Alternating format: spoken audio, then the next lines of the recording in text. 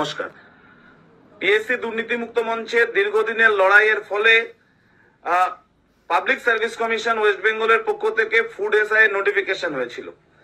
অনেক তালবাহানার পরে গত 16 এবং 17 মার্চ পরীক্ষার ব্যবস্থা ছিল, কিন্তু 6টা শিফটে পরীক্ষা ছিল, 16 তারিখ এবং 17 তারিখ মিলিয়ে 6টা শিফটে পরীক্ষায় ব্যাপক বিশৃঙ্খলা, প্রশ্ন ফাঁস, বারান্দায় বসে ছেলেমেয়েরা পরীক্ষা দিচ্ছে, সেই সব ভিডিও আজকের ওপেন।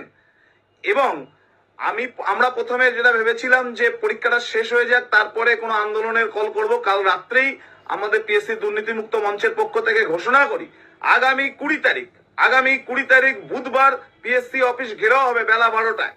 এই দুর্নীতি চলতে পারে না। যারা প্রকৃত অর্থে পরীক্ষা দেবে, প্রিপারেশন নিয়ে পরীক্ষা দেবে, তারা পাশ করবে না। আর টাকা দিয়ে কিছু লোকের মাধ্যমে সাদা খাতা জমা দিয়ে যারা চাকরি পাবে, এই জিনিস চলতে পারে না।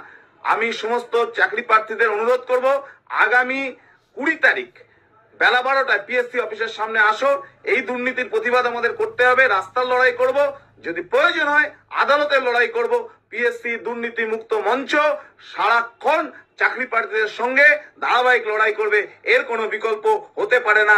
আপনাদের অনুরোধ, আগামী 20 তারিখ বেলা 12টায় পিএসসি অফিসের সামনে আসুন, দেখা হবে, লড়াইয়ের মঞ্চে লড়বো এবং এই দুর্নীতি